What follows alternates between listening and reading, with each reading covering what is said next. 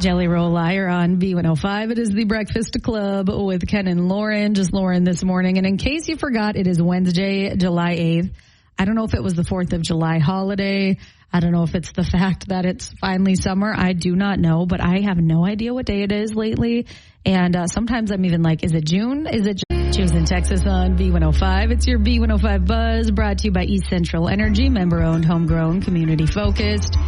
You don't need me to tell you it has been rainy, which I think we knew. The National Weather Service of Duluth, I saw them share over the weekend that we were going to see a lot of rain, possibly some flash flooding. And, of course, they were correct. So more showers and storms today. It looks like we could see a quarter to half an inch more rain possible, and a high near 72. So it's going to be gloomy, going to be rainy. Now tonight things will clear up, partly cloudy overnight, but we will also learn a little bit more about how much rain we got as we continue on into the morning, because last night was so rainy. It was a lot. Now I do like a good storm. I do like a good rainfall, free car wash.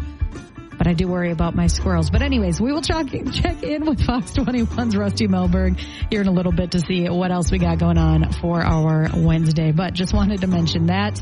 And then also, you might have seen this if you have our B105 app, but the Duluth Police Department has announced 4 popular community events coming in August.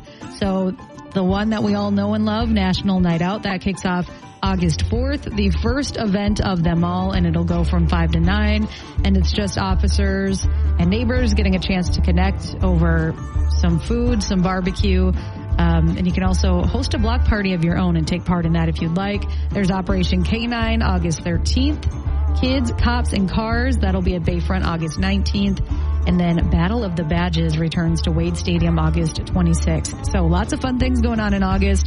You can see a full schedule, B105country.com, and our B105 app. There is your B105 Buzz. Good morning. Toby Keith, I love this bar on B105. Okay, lots to talk about for Lauren's Country Lowdown. I was really surprised to see that Garth Brooks has announced a tour now. In true Garth Brooks fashion, it is not like a normal tour because he didn't just release every single date. He announced one date, and then he said more to come. So he shared this yesterday. He said the wait is over, and he's kicking off his Blame It All on My Roots tour. The first stop is Indianapolis, Indiana. Tickets go on sale this Friday at 10 a.m. So he's going to play there for 2 nights, August 21st and 22nd. And he's actually going back to arenas. So this is the first time he's played arenas since the 1990s. And he had obviously the most killer run ever. Well, I mean, he's Garth Brooks, but I mean, when he was on this arena tour, it spanned a few years. It was like 344 shows, and he says it's going to be a callback to that. It was in support of his 1995 album, Fresh Horses, and then later his 1997 album, Sevens. It was his final tour before his retirement in 2001, so it was a very big deal. This is going to be a callback to that. It also became one of the highest grossing tours of the decade, record-breaking attendance, things like that. He's also going to be bringing back the Drum Pod. If you know, you know. It's coming back. You can read about that. If you don't, B105country.com. But yeah, he didn't say when he's going to be announcing more dates, but he did announce Indianapolis. Unless I just missed it this morning. I don't know. It's early, but yeah. I sense a road trip to Indianapolis. But Garth Brooks in an arena is awesome. I've only seen him in stadiums, and he says it's just a lot more intimate. He also says it is going to be filmed for a special, and it's going to be filmed in a new way that like a concert documentary hasn't been filmed before. So like I said, he always does things his own way. So you can read more about that, B105country.com, and then we'll see what other dates he announces.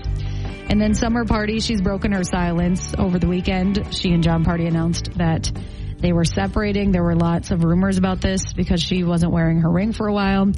Well, she shared a statement yesterday. She said, I know many of you have seen the news about Jon and me. I wanted to acknowledge it here beyond the joint statement we put out. She says this has been very difficult. It's a deeply personal time for our family. She said, we share so much online, but there's parts of it that I'm always going to keep private. And she said, that's going to be this because it's so difficult. Obviously, they have 2 young kids. She said, I'm grateful for the kindness, prayers, and support so many of you have shown to us. It means more than you know. And she says, I'm going to keep showing up here, sharing links and part of life with you like I always have. She says that's her work. And she says, it brings me joy to connect with so many of you. She said, thank you for the love and support for our family. And I just, thinking of her, thinking of the family, because like I said, they have 2 young girls. So glad that she said she's still going to show up and work and, share parts of her life. So wishing them all the best. You can read more about their split, B105country.com. And then don't forget, Josh Ross, hate how you look. It is 7:10 on the Breakfast Club, and we're joined by a very familiar face. We have Christy Stokes. Good morning, Christy. And a familiar voice, too, right? I was going to say a familiar voice, familiar face, but, this is radio. But let's first talk about the fact that downtown Duluth days, I know I was watching the weather. It's on, right? It's good to go? It is on. We are good to go this morning. So the weather played in our favor, and we have barricades that will be going up at 8 this morning so that our vendors can start setting up. Yeah, I love it, especially just being in downtown Duluth, watching everybody set up, and then, I'm watching all the food trucks all morning. And so then I'm easily tempted. So I go out there. But what can we expect from today? Kind of give us an overview of what's going to be there, because there's shopping, there's food, there's just so much going on. There is. And you have a front row window to all of it. So we have about 26 food trucks, 175 vendors.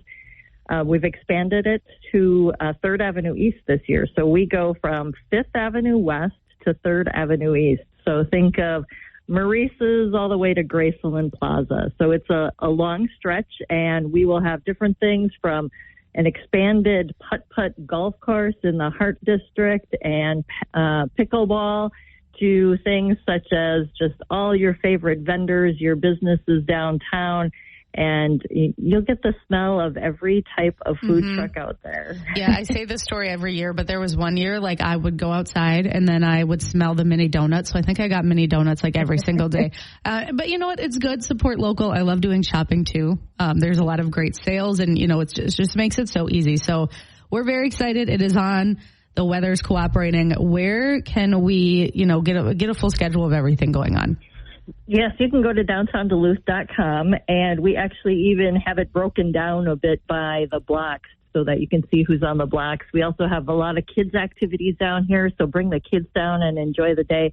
And then tonight we have the Tanner's Express Classic Car Show. So that will line the 8 blocks with classic cars and local bands on each of those blocks as well. Yeah, so fun. Well, you're busy, so we're going to let you go, but we'll check in with you tomorrow and talk about what's going on tomorrow. But everybody get downtown Duluth Days. Thank you, Christy. Thanks so much. Christy Stokes, it's Downtown Duluth Days, 7:13, coming up half a minute to win it on the Breakfast Club. Good morning. Okay, this ridiculous music can only mean one thing. It is time for Lauren's Love Advice on B105, and this might hit a little too close to home for you. And if it does, I advise you to look inward. Okay, so I saw this. I thought it was kind of funny, but also we should, it's a good, what's the word I'm looking for? It is a good reminder that you should definitely clean out your car. Okay, so a new study says 73% of singles think that how you maintain your car reflects how you take care of yourself, meaning, yes, having a messy car does impact your dating life. 67% of singles view a messy vehicle as a sign of an unorganized or chaotic personal life. It can also be a deal breaker, because if you're picking someone up for a date and you have trash all on the floor or, crumbs in your seat, whatever it might be, they might get the ick immediately. If it smells weird, they might get the ick. If there's leftover food or drinks or trash, like I said, on the floor, that could give them an ick. Up to half of all singles admit they would consider canceling a date if they knew the other person's car was filthy. Now, you might not even get that far. You might agree to let them pick you up on a date, and you can't even cancel. I mean, I guess you could just open the door, see that the car is messy, and walk away. But it could lead to not accepting a second date cancellation. 1 in 4 people have actually cut a date short specifically because of their date's messy vehicle. And I already mentioned it might give somebody the ick. So there you go. Like I said, 73% of singles believe how you maintain your car says a lot about you, how you take care of yourself.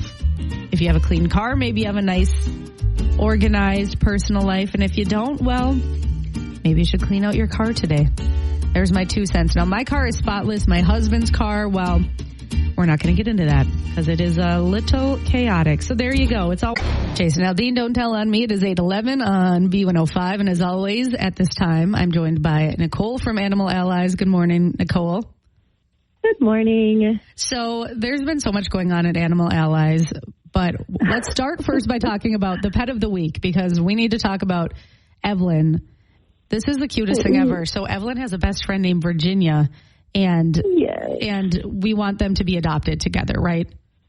Yes, they are a little bit older, at 8 and 15, and they find some comfort being around one another. So they are trying to find a home where they can go together, and they are very, very mellow, very laid back. They just love gentle scratches and gentle forms of attention. So would really like just a calm, laid back house where they can kind of snuggle on blankets all day and be around each other and kind of observe what's going on, but not too much commotion for them. So if you've got a little bit of a laid back house, I know they've lived with other cats before and did well. They would love to get out of the shelter and start exploring a new home together. I think it's so cute that I guess, is it safe to say they're a bonded pair? That's the way it appears. Okay, yes. So sweet.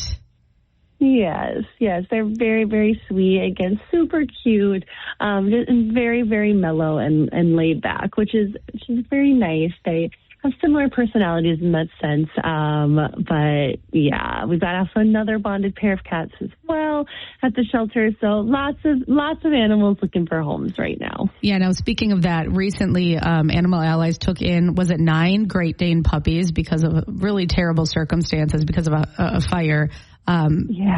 We had so many people saying, like, when can we adopt them? But you guys said there's a lot that goes into things before you can just adopt, but you can help in the meantime because you guys are taking them on, very expensive. So how can people help? Yeah, people just, if you feel inclined to donate, donations always help.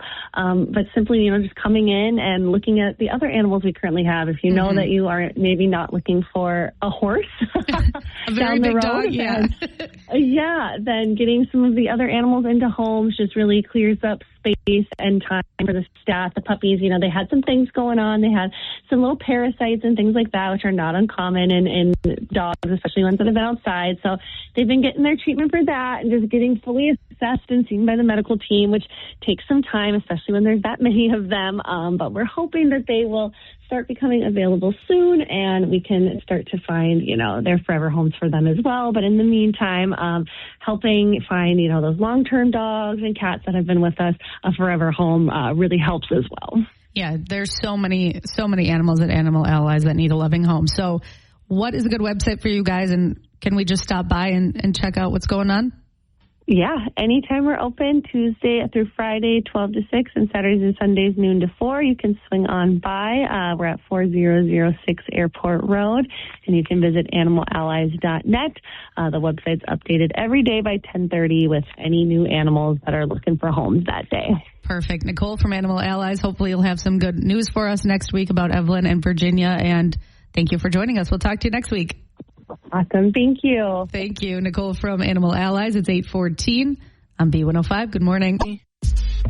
Time now is 8:42 on the Breakfast Club on B105. Now, I don't think we've talked about this story because Ken and I, we were apart for a few weeks just for some summer vacation. My brain is not fully awake yet.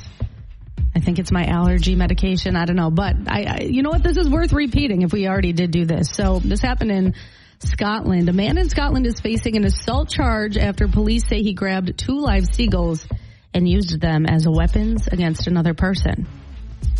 Not great. The strange attack happened outside of a railroad station in Oban on Queen's Park Place around 5 p.m. And this happened at the end of June. Heat does some weird things to people, can kind of cause people to lose it.